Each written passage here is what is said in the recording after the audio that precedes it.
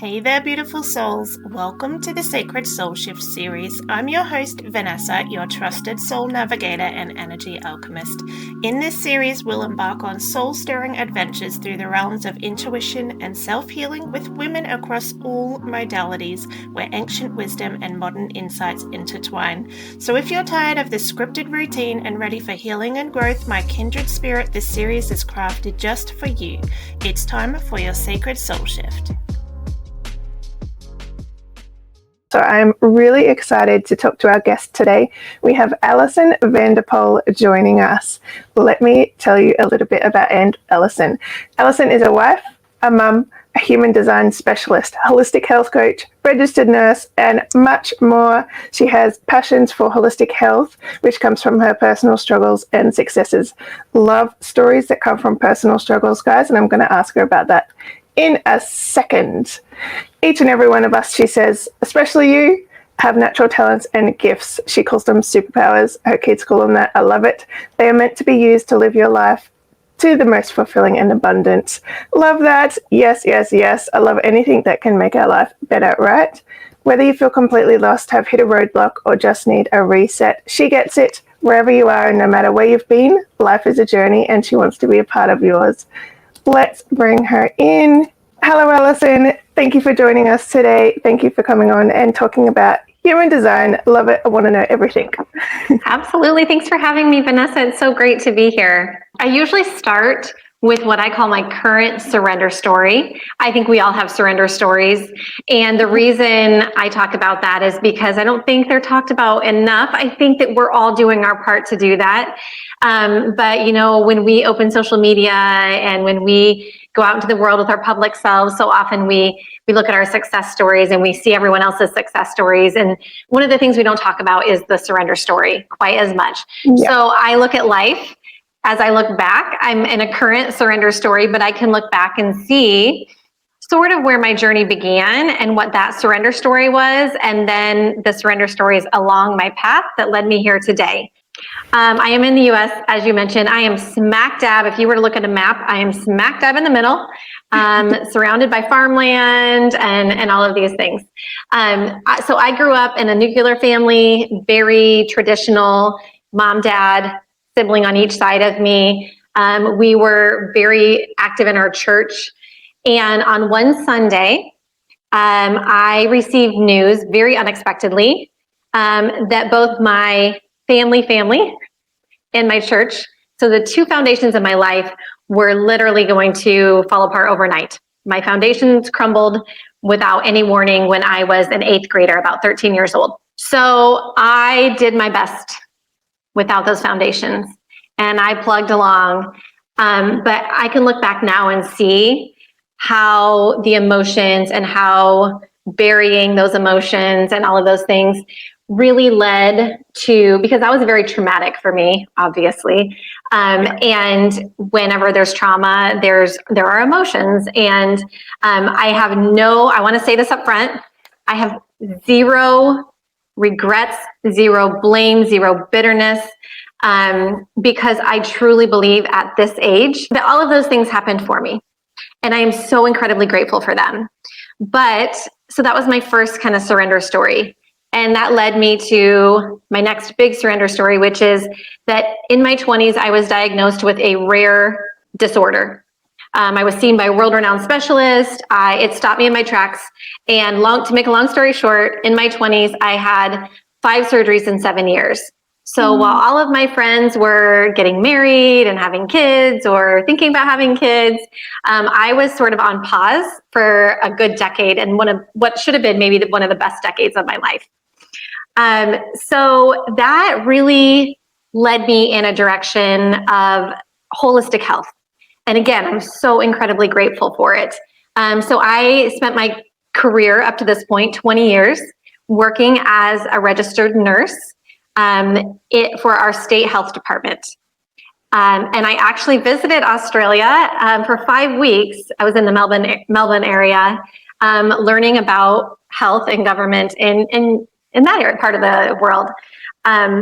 But so I was working for 20 years I did meet my husband. I'm now a mom, and that was one of my dreams. So I met my husband. He was a widower. He had 3 kids of his own that were a little bit older, and we started round 2 with our 2 beautiful children. And life was really, really good, and I was very blessed, and I was very much at peace, even though there was that like niggle or that like whisper that there was something more for me, but I was sort of pushing it down because I was like, this is everything I've ever wanted, and who am I to ask for more? I'm so incredibly blessed. And then my world was changed like everybody else's with the pandemic. And so I was working in a field that was directly impacted by the pandemic when I was working as a nurse. Mm-hmm. And on my son's first birthday, I got a notification that I would be working daily indefinitely. And at one point, the time frame of a couple of years was thrown out. So I did my best. I did my absolute best to rise to the challenge and to serve in the way that I needed to serve. But I also did my best to continue to be a mom to my family and my children, and also to do my best to maintain the health that I had fought so hard to achieve. Because through this journey, and through my own research and kind of becoming my own advocate, I was in the best health that I've ever been in. And so long story short, my current surrender story is very unexpectedly during the pandemic. I did that as long as I could. And then my husband and I looked at each other and said, this just isn't working. My son, my kids were not doing well with this situation. And I wasn't giving either any place, 100% at all. And so without a plan and without a plan B, I was the breadwinner for our family. I held all of our benefits. I quit my job. But the way the universe works and the way that, I think God works in my life, I was divinely led in that year previously to human design because on the side, I had a very small holistic health coaching practice. And that was just because I truly loved holistic health and helping others achieve what I had achieved or what I was achieving. And so with that, I found human design. And I always tell people that, we're not short on information or tools or resources. So in my work specifically, I had to learn over 100 different theories and I wasn't short on anything. But when I heard about human design, something just landed so deeply within me. And from the moment I started to learn about my personal human design, it was like, I would say it was like coming home. Or like meeting a childhood friend that I had long forgotten about, but that was really familiar to me. So it was sort of like meeting myself again for the first time. And so fast forward to when I did the big leap, I had this very tiny grain of sand of like a small hope for a business on the side that I could leap to. And that's been almost 2 years. It'll be 2 years this fall. And life has been crazy. There have been so many valleys and so many peaks, but I wouldn't change it for the world because it has been the most miraculous and magical journey since then that just beyond my wildest dreams. So that was a long answer. I'm sorry. No, that's fine. I love it. I love hearing people's stories. And I love how you called it surrendering, because not many people call it surrendering, but that's ideally what it is, right? You get to this point where the struggle is real and you get stuck and it's kind of like a monotony, right? Like things just happen constantly over and over again and there's more and you don't know how to get there. And like people always come to this point and that's where you need to surrender. And I love that you call it your surrender story. Yeah. And I don't know about you, but I think a lot of women can relate to this. I think that so often, not only do we live outside of ourselves, I mean, we're constantly just busy and managing the chaos of the outside. But I think because of all we take on, we try so hard to control everything, not because we want to be control freaks, not because we want to have more stress in our lives, but because we kind of feel like we have to in order to keep all of the plates or the balls spinning. And there's something about surrender where you just kind of let go and watch everything fall into place from a higher power that is just really beautiful.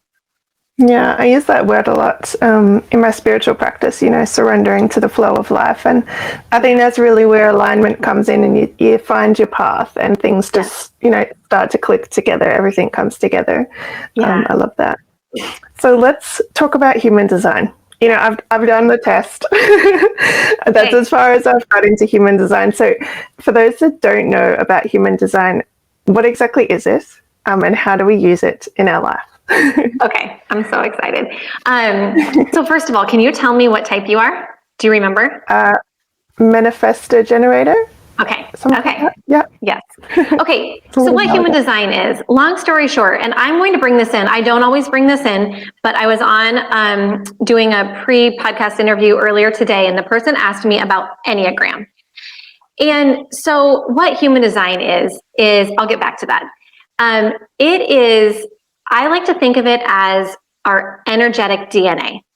So just like we have regular DNA, and it's complicated and most of us don't even understand it, but we know we have DNA. We know that it's like coded with information that affects our physical bodies and our physical health. Human design is just like that, except it's energetic. So just like we all know that, or most of us know, and science has proven that we all are energetic beings. But because we can't see it, we don't go around thinking about our energy or other people's energy, but we all are energetic. Like we all have energy centers in our body, and we all have energy. And so your human design is essentially like your energetic DNA. It actually is, you are coded with information that really like imprints who you are energetically. So when you find out your human design, you actually receive a map or a chart that is your personal, unique, energetic DNA or your energetic design. And I really love it because one of the first questions people often ask me when I'm doing their like intro session is, I start to talk about it and they're like, well, can I change that? Or how do I, no, you don't change it. Just like you don't change your own DNA, you learn how to live within it. And that's really the part that's missing. And so I think when we look at other tools and systems, I am not one. I think whatever helps you on your journey, I'm just like, go for it. Use whatever you need. But for me, I have logic in my human design. So I really like, I always say for me, it combines science and spirit. And those two are important to me because I love the spiritual and I love the unknown and the questions that will never actually be answered factually by anybody. But I also love the science and the facts and the logic. So human design definitely brings those together. And for me, I've always loved, like personality tests and those types of things. But those can be manipulated. And even if it's not intentional, when you take assessments or quizzes or tests, you are answering oftentimes from a conditioned place because we're all conditioned by the outside world and by, many factors. So I love that human design it's like, it is what it is. And the magic comes from learning to live in alignment with your design. So it's kind of like a personality test, but it's your energy that you're kind of working out, figuring out. Yeah, I mean, it's all blueprint. Yeah. Yes, and it's all based on, it's like a blueprint. You used a good word, another word that's used a lot, because it's all based on your birth time, your birthplace. Because for those of you out there, I won't spend a lot of time on this, but for those people who like the science, after human design was brought out, there were two really important scientific advancements that came out that proved, and one is that there's a neutrino field. So neutrinos are just like the breath of stars, but they are actually masses or particles carrying information, and that's what imprints you. And so that's where you get the information. And then the second thing is that we all have a magnetic monopole that resides like in your chest area. And again, widely proven by science, that's not in question. But your magnetic monopole is essentially like if your body was a vehicle, your magnetic monopole is your GPS. So it knows, like if you're to get from here to there, like that's your path or that's where you're going in life, it knows the best route for you. And so, again, that's just a little bit of the science behind it. But I like it because you're not answering questions other than where were you born and what time. But you're not answering questions, and your questions can't. If you answer differently, it can't change the outcome. It is what it is. So yeah.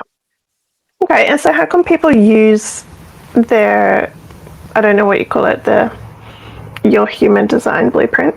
How do they use that to then live a more authentic life? Are they just learning how to shift into using it to prosper and using it in ways for positive rather than trying to fight against it? Or how are you helping people use human design to shift their life?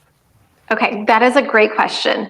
I want to get to some specifics maybe around that, and maybe we can come back to some specifics. But before I do that, let me kind of go high level again, and then we can bring it down. So very high level. I do think people are like, well, why would I care? What does it matter? What's the purpose of it?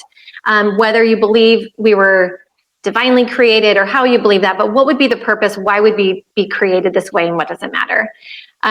Regardless of where you think we came from or how we got to the planet Earth, I think we can all agree that we are an evolving species, right? We don't look and act today like the very few first human beings. So we are evolving. That's part of our journey here. Not only as an individual, but as a collective species, we're here to evolve and expand and grow and continue to survive and thrive. So human design shows us that we have evolved from a 7-centered being. So people who are familiar with the 7 chakras, we've evolved from the 7-centered being to the 9-centered being. So we have 9 energy centers within our body, and each one of those centers has a theme. So like we have the crown center, that's the mind and the head, and we have, the ajna, which some people know as like the third eye, the mental awareness and processing. So we have 9 of those centers. But let me go back to this high level example that we're all evolving. So I like to use an example of a film. So bear with me for a minute, let's pretend that we're all here creating these magical, wonderful films or movies, not only for our own purpose, but as a group. Well, human design shows us that there are 4 different types of people.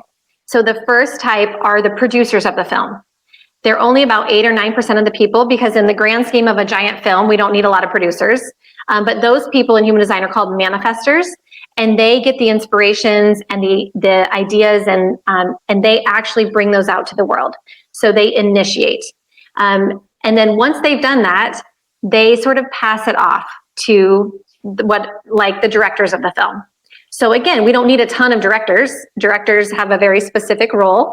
In human design, those people are called projectors, and they're only about 20% of the population. And their gift to the world is to guide. Well, who are they guiding? They are guiding the life force energy of the film, all of the amazing people that it takes to bring this film to life.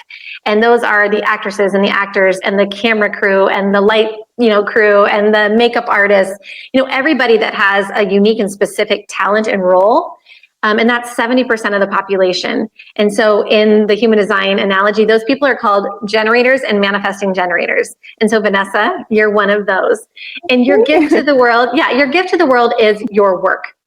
So just because you're in the 70%, because sometimes I feel like people go, oh, I'm part of the 70%, but it's all about doing work that is correct for you, because that's your gift to the world. And so it's so important that you're working in a way that's correct for you, so that you're living the life you're meant to live, you're feeling, satisfied and aligned, and you're living out your life's path as you contribute to the greater good of the collective. And then the last type, the 4th type, is on the back end, we have the critics of the film. Again, not a big percentage of people that need to be the critics. And in human design, they are called reflectors. And their job is not to be critical, but it's to really discern what went well and what didn't, so that as a species, as a group, we can move forward in the next film better, evolving, expanding, and surviving and thriving. And so they're 1% of the population. I don't know if I said that. And their gift to the world is discernment. So that's how I look at how human design, why we would be created this way, and how not only it helps us individually, but how it helps us as a collective, and why there are the 4 types and what roles we all have and what we do here. Does that make sense high level? Yeah. Yeah, I love how you did the movie analogy. It makes it, it's very clear. And I didn't realize there was only 4. I thought there was a lot more, but that's cool. Yes.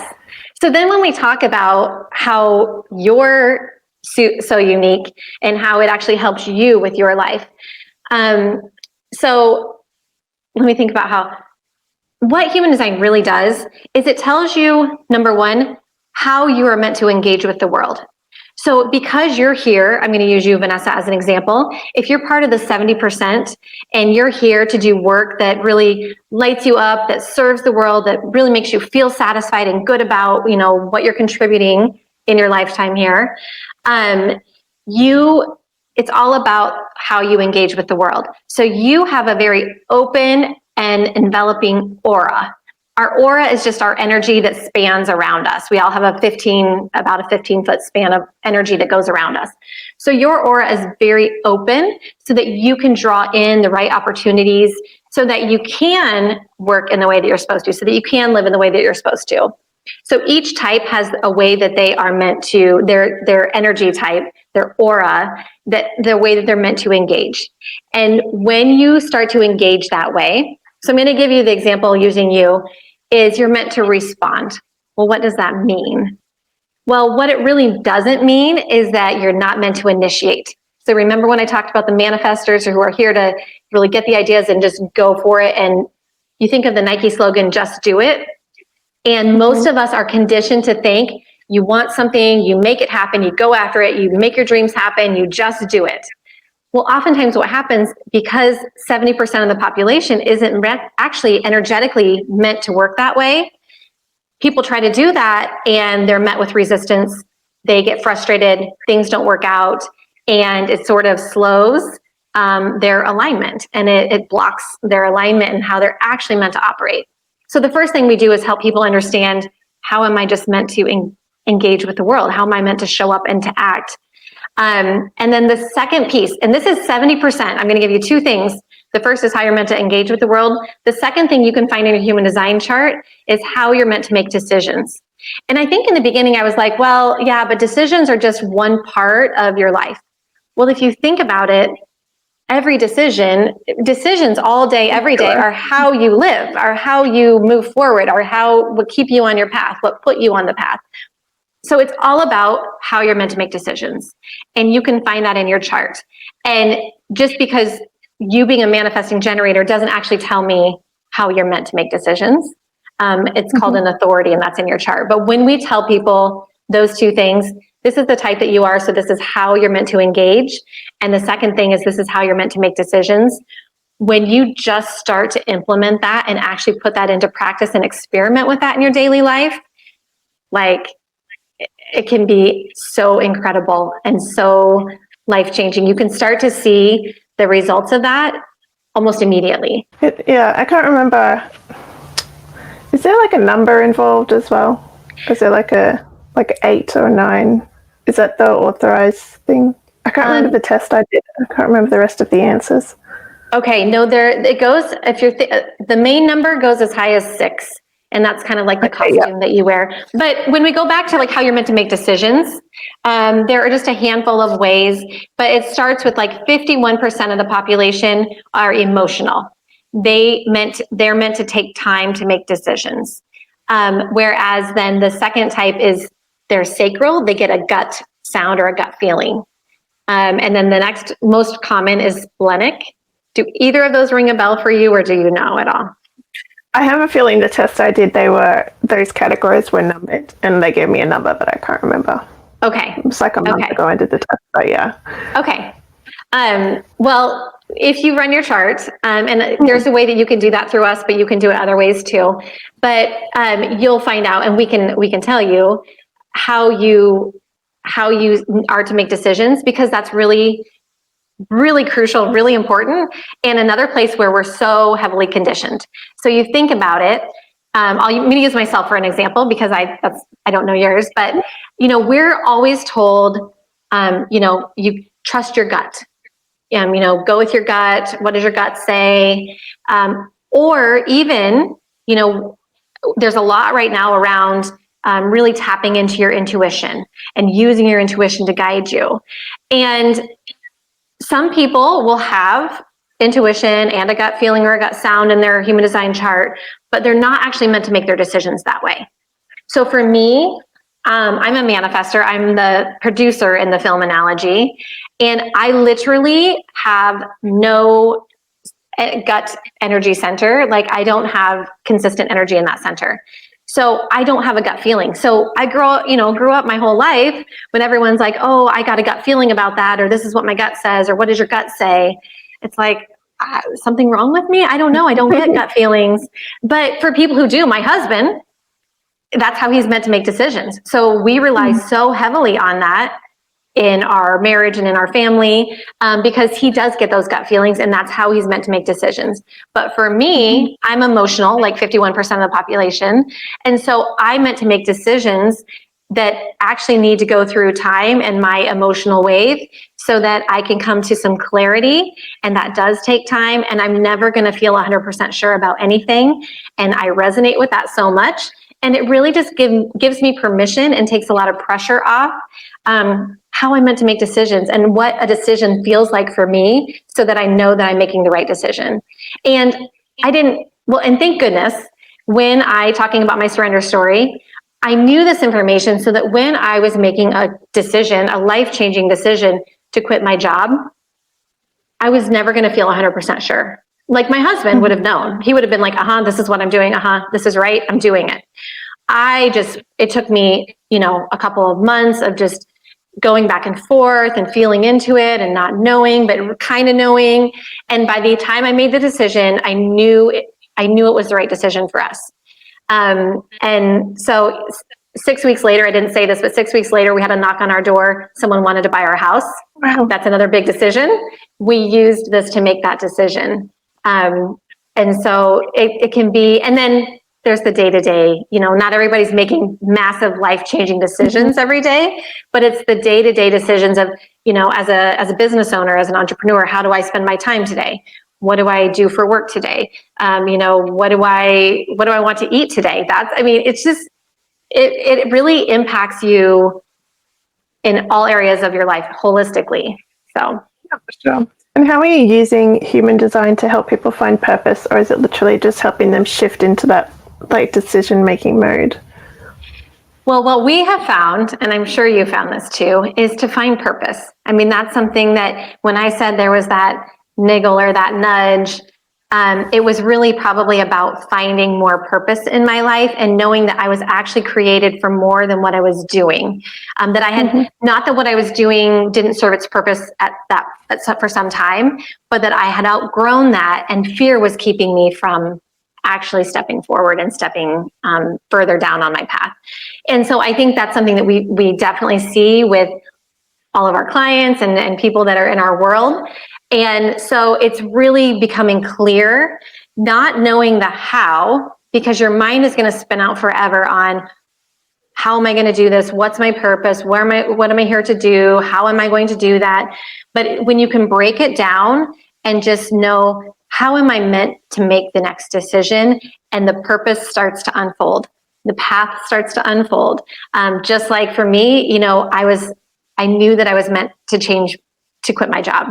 I didn't make the pandemic happen. I didn't just out of nowhere, decide. But as I started making the right decisions, the first decision, well, it goes back before that, but let's just say that human design fell in front of me. And again, I will say that I think that was divine timing and from a divine source.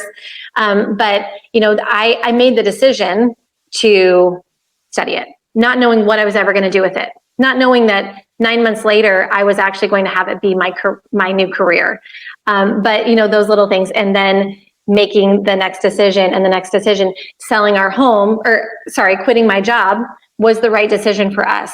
And that led to the next decision of selling my home, using it to make that decision, making that decision from that place. So I think your purpose and your path really starts to unfold when you make the small and big decisions from an aligned place And for us, the aligned place is that turning in and tuning in and understanding how you were created and how your body actually speaks to you to lead you on the correct path. Love that. It's about sounds like it's more about finding the clarity of how you operate energetically and then using that in your 100%. life. I love that. You got it. Yeah. Yep.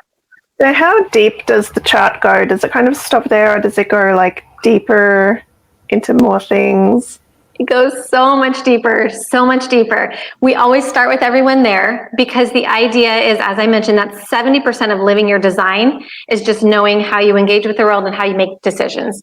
And as you start to experiment with that, you start to change, life starts to change, things start to happen. It's amazing. But after you kind of get the hang of that, and that's a journey in itself. It's not like it's just something you flip on a switch one day and you're all of a sudden living your design. But as you start to live that way and you start to see the things happen, then you can go so much deeper into your human design chart. So you can start to look at the 9 energy centers where you are undefined, or when you look at your chart where it's white, that's where you start to take on conditioning from the outside world, but which can really affect how you live and who you think you are. But it also can be where you have your greatest insights and wisdom and some gifts. The other thing is in your chart, I talked about the superpowers. We can show you where your natural gifts are.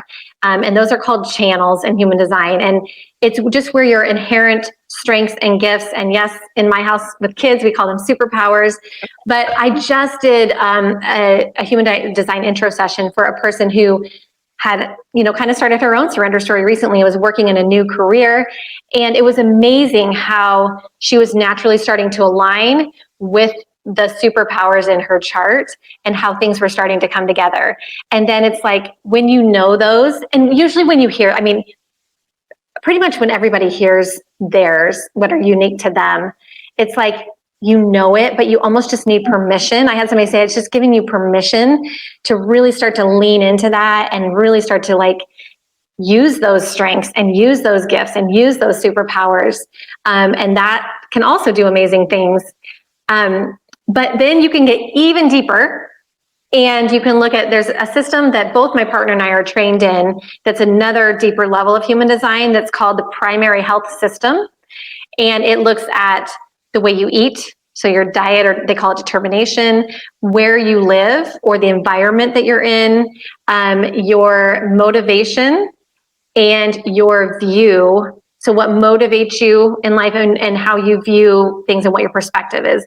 And that's deeper, deeper, deeper, but it's so incredibly complex that you could probably do it for the rest of your life and never get tired. There's always something to experiment with and to learn.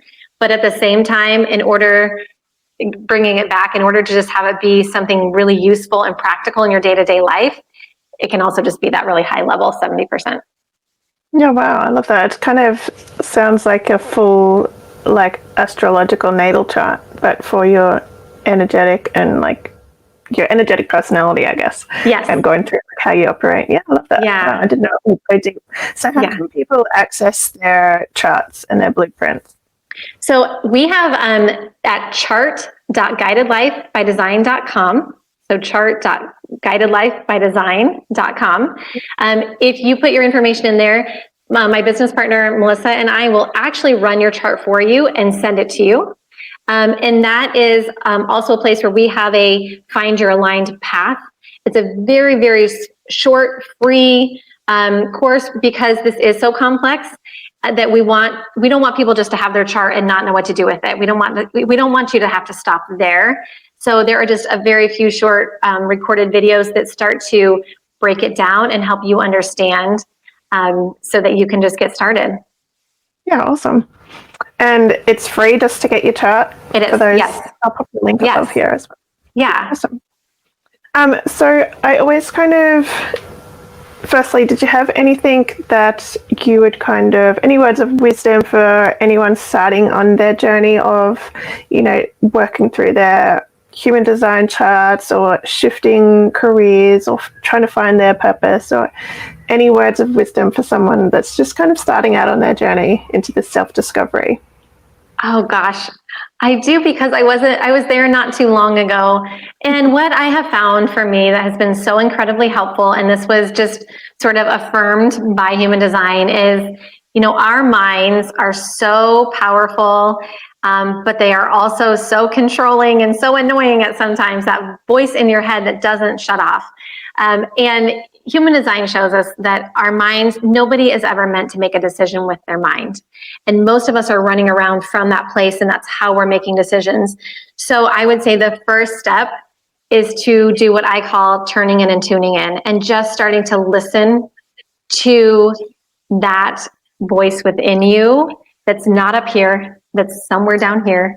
And when you know your human design, you'll know exactly, we'll be able to pinpoint where that voice is coming from. But even before that, the way I found human design was by starting my own process of that turning in and tuning in, and connecting with, the spirit within me, who I know as God, whatever it is for anybody else. But that is where, like, I was already starting to live in alignment, and then human design was able to just help me go at a faster pace on this path.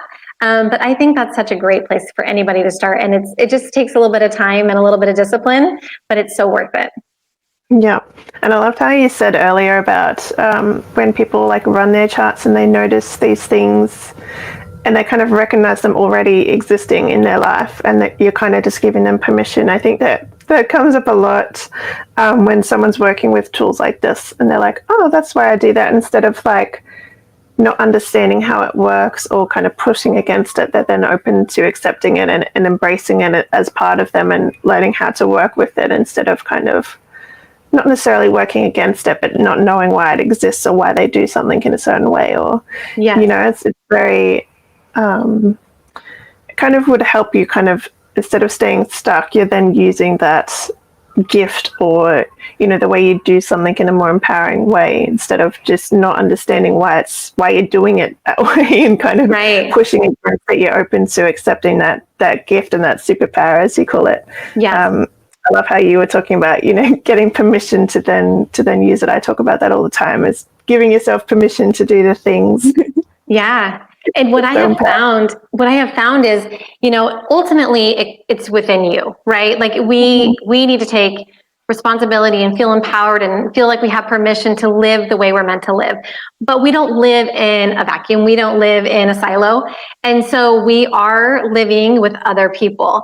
And so what I have found that's just incredible is how, when you start to understand yourself and your partner, your spouse, or other people in your life from this, and you can actually say, it's so fascinating, because I had a person this week say, that's why I'm this way. And I told my husband, and I knew that that's why I was this way, but he didn't, and so it's just, and not that it's it's not usually more of a source of conflict. It's where you can start to understand and appreciate differences, and how you can work through those and give yourself permission to live. But then the other thing is, I actually found, I was blessed to find human design at a time when I had little children. And so my son was not even 1 at the time, and now he's over 3. But watching how, from the beginning, how much more aligned we do live according to our design, and then how we get conditioned out of that, is really crazy. So it also helps you, if you have small children, give your children permission to live more aligned with how they're designed. And doing that, I think, is just one of the most beautiful things, and one of the greatest gifts that we can actually give little ones. So yeah, cute. I love that. I love how your whole family's involved. Yes, we are. So I always finish these interviews with a bit of a left-handed question. It's not really, but you're probably not expecting it. What is Alison's message to the world? What is your legacy? What's your statement that you want to leave behind? Oh gosh, I wasn't expecting that. And I wasn't expecting, so I'm emotional. It's actually making me tear up. Because it just became really clear within the last couple of years, and that is Surrender Story. And it's a movement that I want to just have sweep the world. Not from me.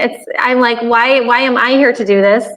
But it really feels like it's coming through me as something that God wants for the world, that Spirit wants for the world. because we really need everybody to just rise up and not only share surrender stories that we've all been through, but also just be inspired to live more surrender stories and focus less on the success stories. Not that success stories aren't beautiful, but they're only a piece of it. In order to get there, we do need to surrender. And a world surrendering, to me, sounds like the most beautiful and amazing place. So I hope that's going to be my legacy. I love that. That's beautiful. Thank you so much. Thanks, Vanessa, and thanks to your audience. It was so great to be here. Thank you so much for joining us today, Alison. Thank you. You have a good day. Thanks, you too. Thank you, dear souls, for joining me on this sacred journey. If you enjoyed this soul-nourishing experience, don't forget to hit that subscribe button and the little bell icon so you can stay connected and never miss a moment of our soulful exploration. Let's keep this transformative conversation going in the comments below. Share your insights, your dreams, and the magical moments you encounter. This is a community of like-minded souls, and your voice matters. If you're feeling called to dive even deeper into the realms of intuition and soulful living, remember that I'm here for you. Reach out to me through the links in the description. Let's embark on a personalized adventure to help you create the life of your dreams. This is Vanessa signing off from the Sacred Soul Shift series. Stay enchanted and keep shining bright.